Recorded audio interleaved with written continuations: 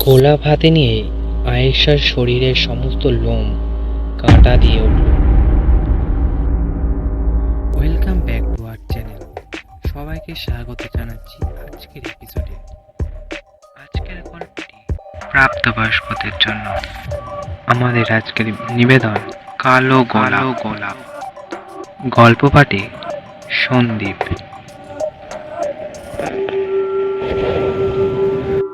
সদ্য প্রাপ্তবয়স্ক মেয়েদের দেহ ভোগ করে অমাবস্যা রাতে সেই মেয়েদের নগ্ন অবস্থায় গভীর অরণ্যে গাছের সাথে বেঁধে বিষাক্ত তীর ছুঁড়ে একে একে হত্যা করে অত্যাচারী রাজা লুইস।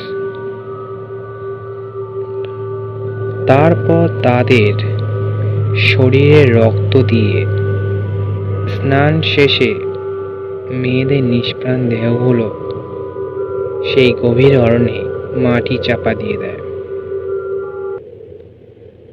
আর যেখানে যেখানে মাটি চাপা দেওয়া হয় সেখানে একটি করে কালো গোলাপের গাছ রোপণ করা হয়।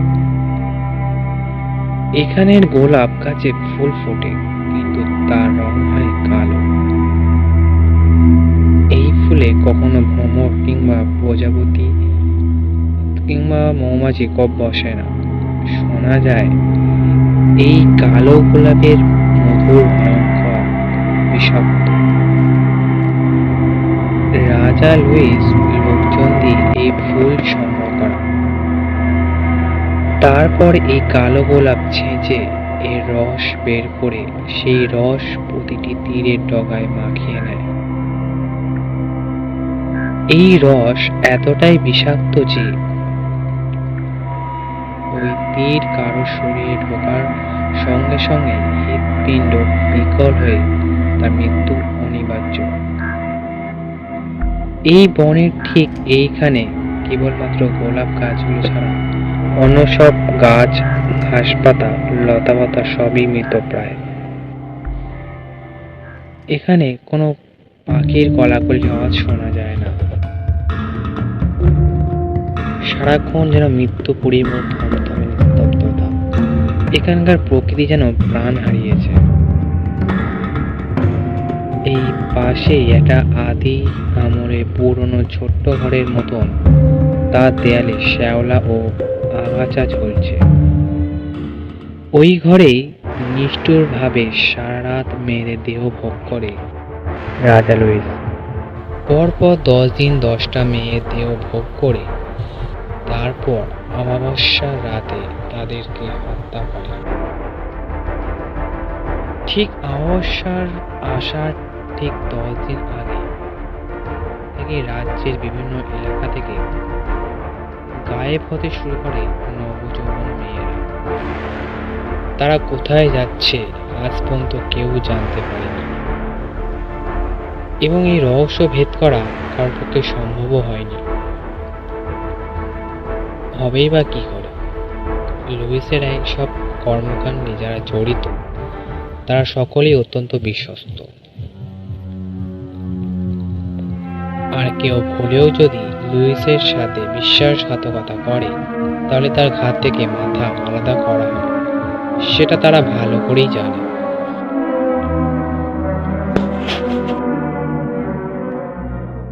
রাজা লুইস একজন অপদেবতার পূজারী। সেই অপদেবতাদের সন্তুষ্টির জন্য নবযৌবনা মেয়েদের রক্ত দিয়ে স্নান করে তাদের দেহ মৃত বনে মাটি চাপা দেয়। লুইসের রাজপ্রাসাদে এযাবৎ কেউ আক্রমণ করে রক্ষা পায়নি। রাত বিরেতে কেউ লুইসের প্রাসাদে আক্রমণ করতে গেলে সকালে তাদের ক্ষতবিক্ষত লাশ পড়ে থাকতে দেখা যায় প্রাসাদের আশেপাশে।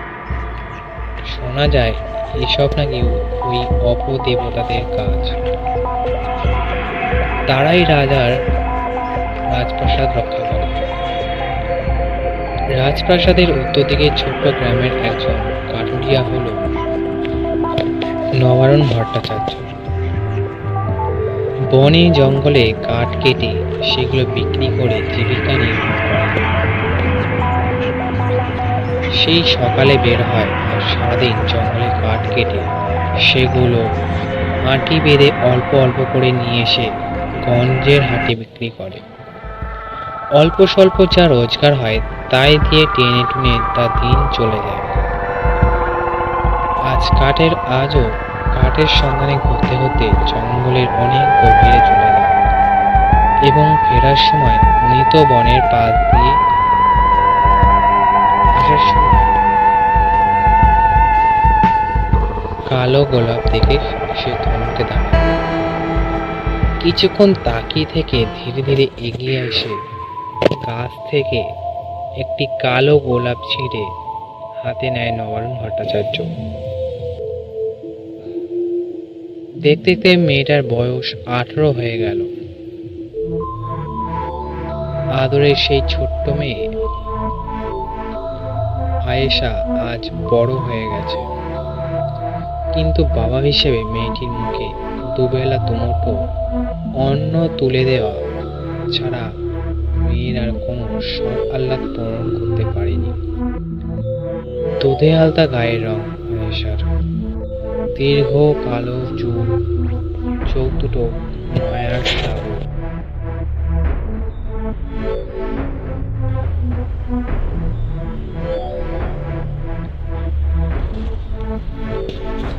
সৃষ্টিকর্তা যেন নবারুণের ঘরের মেয়ে হিসেবে স্বর্গের পরী পাঠিয়েছে।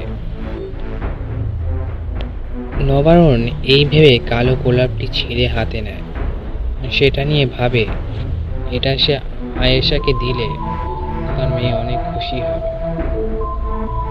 কিন্তু অদ্ভুত ব্যাপার হলো, চোখের পলকেই একটা ভয়ঙ্কর কালো সাপ এসে ফনা তুলল। তাই দেখে নবারুণ ভয় দৌড়াতে শুরু করলো। সাপটাও পেছন পেছন নবারুণকে তাড়া করছে। অনেক দূরে দৌড়ে আসার পর গাছের শিকড়ে পা আটকে পড়ে যায় নবারুণ। পা একটুখানি কেটেও যায়। গোলাপটা পায়ের কাছেই পড়েছিল এবং কাটা জায়গায় থেকে রক্ত বেরোনোর সাথে সাথে কালো গোলাপ সেই রক্ত শুষে নেয়। সেটা নবারুণ খেয়ালও করেনি।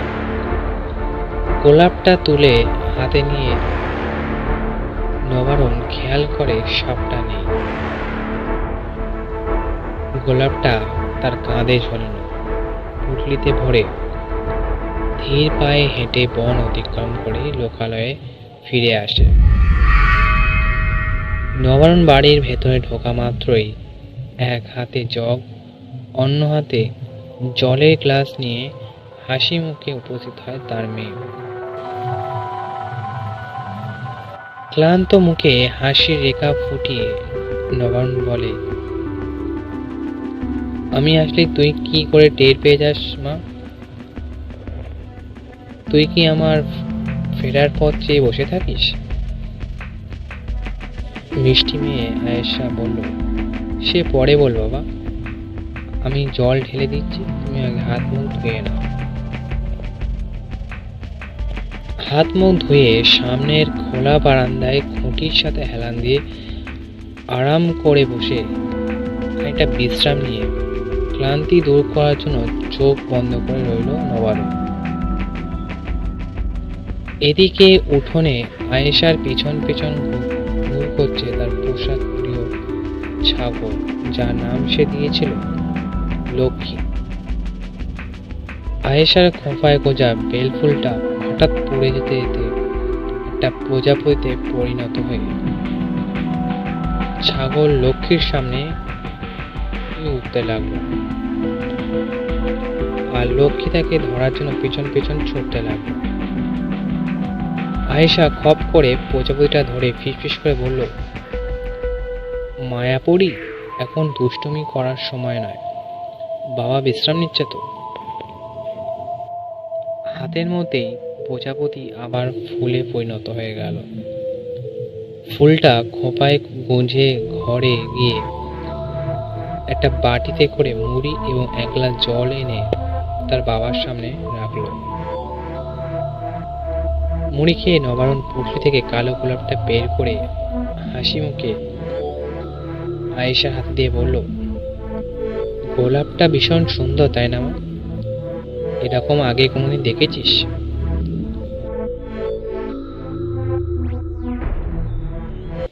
গোলাপ হাতে নিয়ে আয়েশার শরীরের সমস্ত লোম কাঁটা দিয়ে উঠল। আয়েশার খোঁপায় গোঁজা ফুলটা হঠাৎ করেই প্রজাপতি হয়ে উড়ে গেল। আর ছাগল লক্ষ্মী হঠাৎ কেমন অদ্ভুত আচরণ করতে শুরু করল।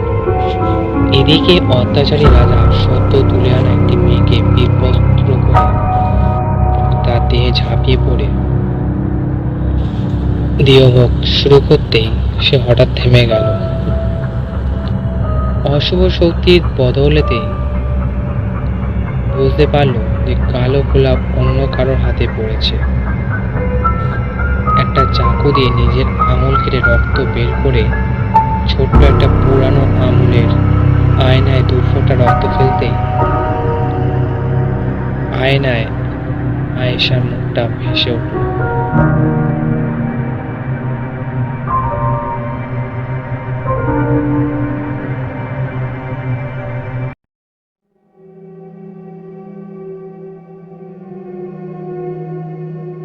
আয়েশার চেহারা দেখে রাজা লুইস মনে মনে ভাবল, একটা মেয়ের হাতে যখন এতটা চিন্তার কিছু নেই। কিন্তু রাজার মন আয়েশার সৌন্দর্যে আটকে গেল। রাজার সঙ্গে সঙ্গে তার সেনা সদস্যকে ডেকে আয়েশাকে খুঁজে বের করার হুকুম দিল। এদিকে আয়েশার বাবা নবারুণ বিশ্রাম শেষে উঠে বাড়ির বাইরে চলে গেল, হয়তো কোনো কাজে। আয়েশার হাতে তখনও কালো গোলাপ, আর তাই দেখে ছাগল লক্ষ্মী ছটফট করছে অবিরাম। বোবা প্রাণী নাকি টের পেয়ে যায়, হয়তো সেই কারণে লক্ষ্মী ওরকম করছে। হঠাৎ দৌড়ে এসে লাফিয়ে উঠে আয়েশার হাত থেকে গোলাপটা কামড়ে মুখে নিয়ে চাবাতে লাগলো লক্ষ্মী। একটু পরেই লক্ষ্মী মাটিতে লুটিয়ে পড়ে প্রায় নিস্তেজ হয়ে যায়। আয়েশা হাঁটু গেড়ে বসে লক্ষ্মীর মাথা কোলে নিয়ে হাহাকার করে উঠল। লক্ষ্মী নিস্তেজ, প্রাণহীন হয়ে পড়ে আছে। আয়েশার বুঝতে বাকি নেই ওই কালো গোলাপ ভয়ঙ্কর এবং রহস্যময়।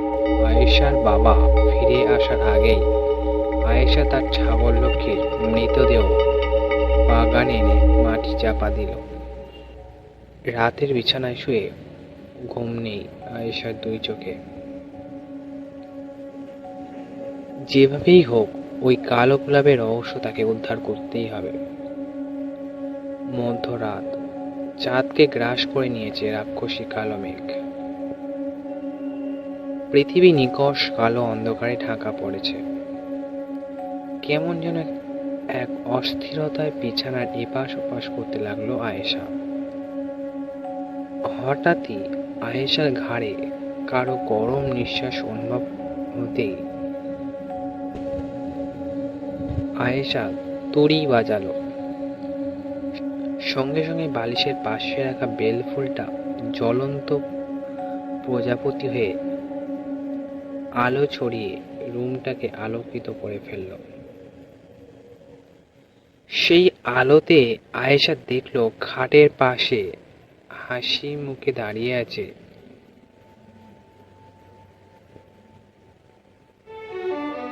তার স্বামী। আয়েশা ভীষণ অবাক।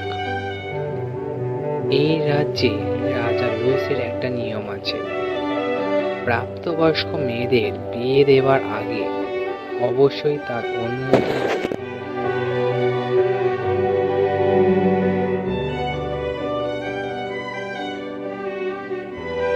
যদি মেয়ে সুন্দরী হয় তাহলে অত্যাচারী রবি লুইস সেই মেয়েকে 1 রাত তার কাছে রেখে দেয়, দেহ ভোগ করে তারপর ফেরত পাঠায়।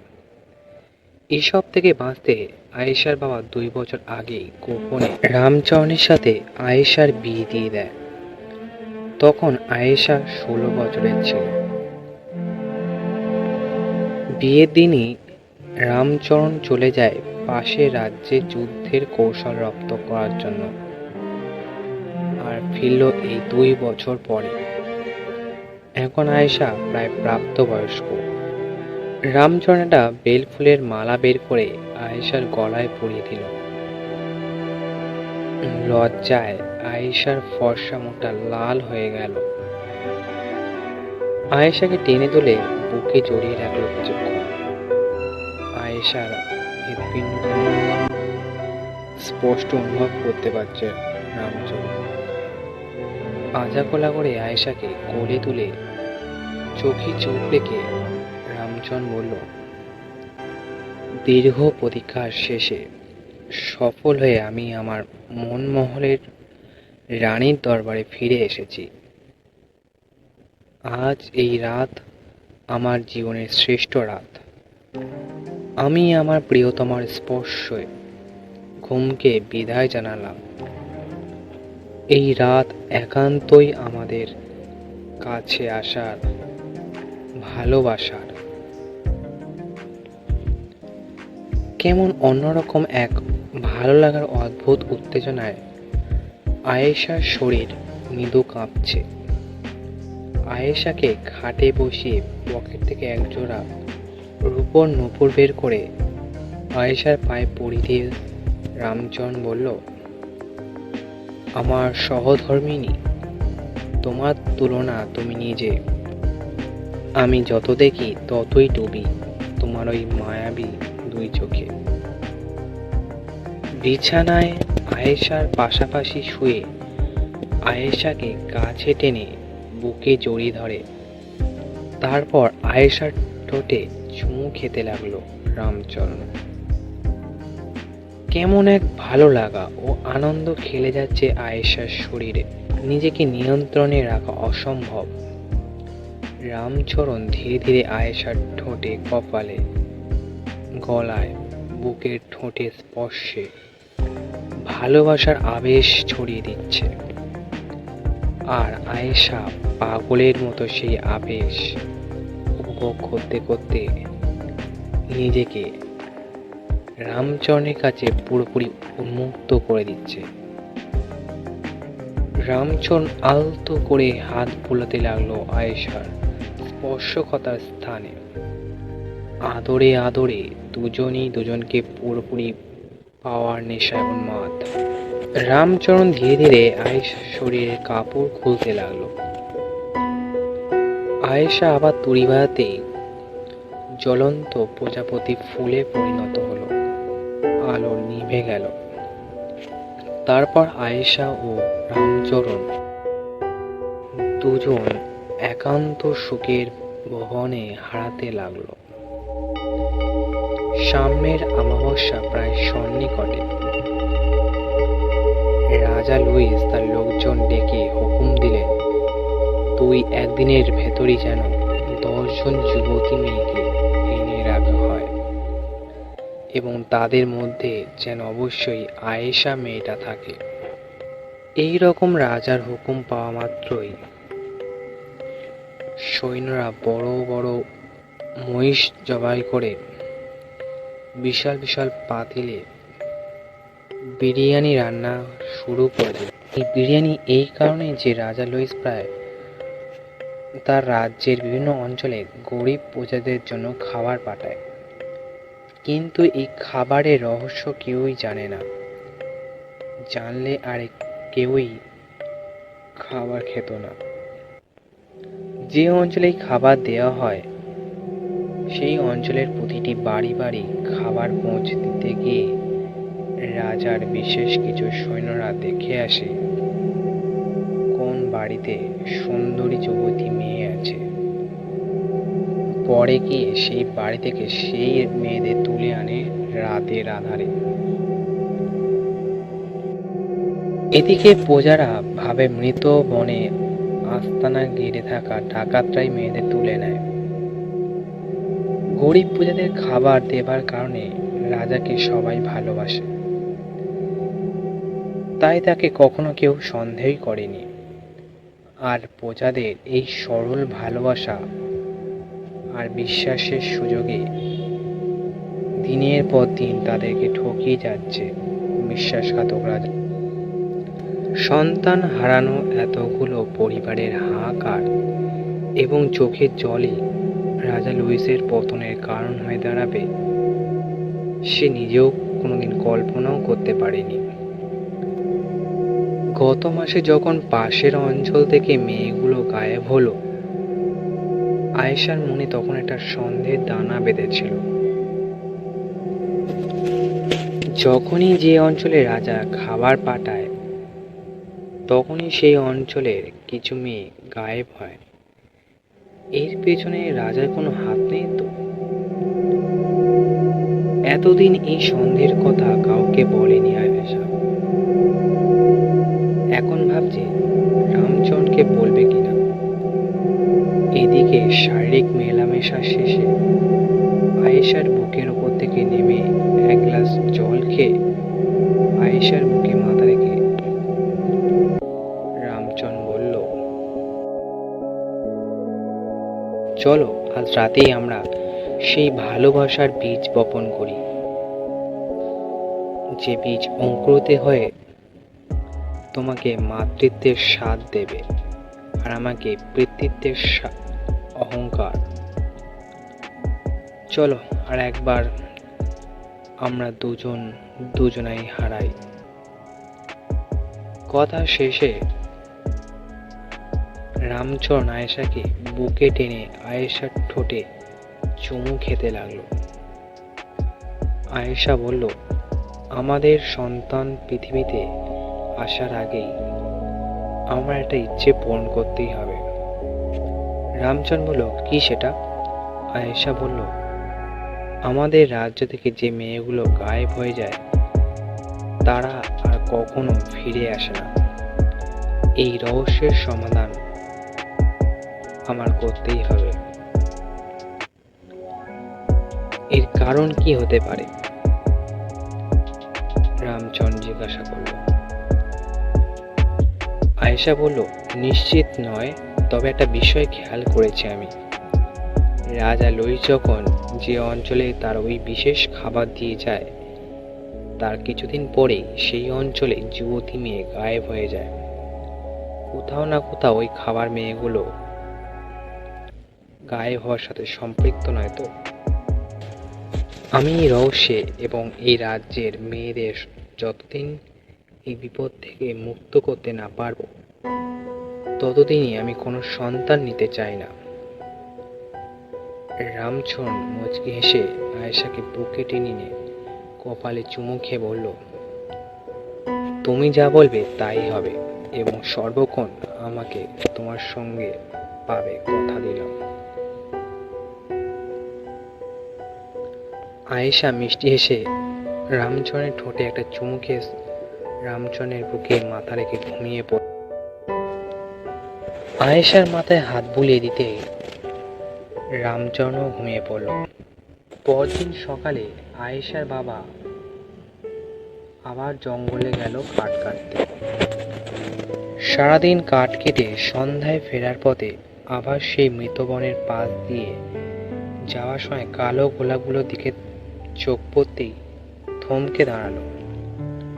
নিজের অজান্তে এক পা দুপা করে কালো গোলাপের বাগানের দিকে এগিয়ে এসে একটা গোলাপ হাত দিয়ে ধরতেই গোলাপ গাছের পাতাগুলো ভয়ঙ্কর কালো সাপ হয়ে পেঁচিয়ে ফেললো আয়েশার বাবাকে। পাশেই একটা সুড়ঙ্গের মুখ খুলে গেল। সাপগুলো আয়েশার বাবাকে সেই টেনে নিয়ে সেই সুড়ঙ্গ দিয়ে ভেতরে নিয়ে গেল। এইদিকে দুপুর গড়িয়ে বিকেলের শেষে সন্ধ্যা নেমে আসছে। সন্ধ্যার ঠিক আগে আগে আয়েশার বাবা বাড়ি ফিরে আসে, কিন্তু আজ এখনো কেন এলো না? চিন্তায় ছটফট করছে আয়েশা। সন্ধ্যা গড়িয়ে রাত, বাবা এখনো ফিরেনি। আয়েশা মায়াপুরী বলে ডাকতেই সামনে একটা সোনালী প্রজাপতির দৃশ্যমান হলো। মায়াপুরী, আমি আমার বাবাকে দেখতে চাই, সে কোথায় আছে?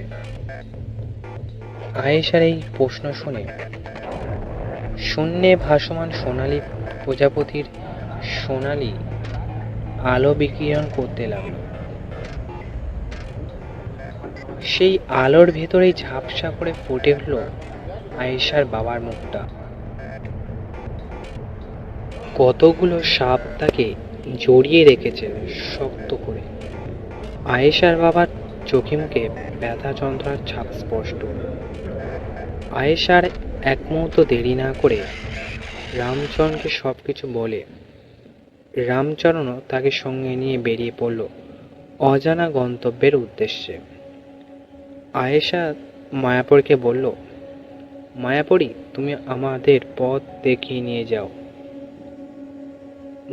জলে প্রজাতির মায়াপুরী আগে আগে উঠতে লাগলো, আর আয়েশা ও রামচরণ তার পেছন পেছনে এগিয়ে চলল। গ্রামের শেষে সে জঙ্গলে ঢুকে কিছু দূর যাওয়ার পরে আর এগোতে পারছে না। মনে হচ্ছে কোনো যেন অদৃশ্য দেয়ালে তারা আটকা পড়ে আছে। চোখে দেখা না গেলেও অদৃশ্য কিছুর সাথে ধাক্কা খেয়ে আবার পিছিয়ে আসতে হচ্ছে। হঠাৎ একটা ছোট্ট ব্যাঙ দৃশ্যমান হয়ে সামনে লাফালাফি করতেই লাগলো। সেটা দেখে রামচরণ ব্যাঙকে একটা লাথি মারতেই ব্যাঙটা ছিটকে সেই অদৃশ্য দেয়াল পর্যন্ত গিয়ে ধাক্কা খেয়ে আবারও পিছনে ছিটকে এক বিশালাকৃতি ধারণ করল। তাই দেখে রামচরণ ও আয়েশা ভীষণ অবাক। ব্যাঙটা হাতের ইশারায় কিছু একটা বোঝাতে চাইছে। রামচরণ বুঝতে পারল ব্যাঙটা আয়েশাও তাকে তার পিঠে উঠতে বসতে বলছে। রামচরণ ও আয়েশা ব্যাঙের পিঠে উঠে বসল। ব্যাঙটা পেট ভর্তি নিয়ে প্রচণ্ড শক্তি দিয়ে এক লাফের মধ্যেই কয়েকশো হাত উপরে উঠে সেই অদৃশ্য দেয়াল অতিক্রম করে উপাসে গিয়ে নিচের দিকে পড়ল। এদিকে জঙ্গলে রাজা লুইসের নিয়োজিত রক্ষীরা উপর থেকে ব্যাঙকে পড়তে দেখে নিচ থেকে তীর ছুড়ল। একটা তীর এসে ব্যাঙের পেটে ঢুকতেই পেট ফুটো হয়ে গেল। মুহূর্তের মধ্যেই ব্যাঙটা আবার ছোট্ট হয়ে গেল। আয়েশা ও রামচরণী দুজন জড়াজড়ি করে নিচের দিকে পড়তে লাগলো ভীষণ গতিতে। এই গতিতে নিচে পড়লে শরীরের হাড়গোড় আর আস্ত থাকবে না কারণ। কতগুলো মাকড়সা দৃশ্যমান হয়ে রামচরণ ও আয়েশা যে সোজা নিচের দিকে নেমে আসছে সেই সোজা গাছে গাছে জাল বিছালো চোখের পলকের মধ্যে। রামচরণ ও আয়েশা সেই জালের উপর পড়ল। এদিকে রাজা লুইসের নিয়োজিত রক্ষীরা এসে ঘিরে ফেলল আয়েশা ও রামচরণকে। রক্ষীরা রামচরণকে একটা গাছের সাথে বেঁধে আয়েশাকে টেনে হিঁচড়ে একটা ঝোপের আড়ায় নিয়ে গিয়ে কয়েকজন মিলে আয়েশার হাত পা চেপে ধরল। গল্পের পরবর্তী অংশ ব্রেকের পর।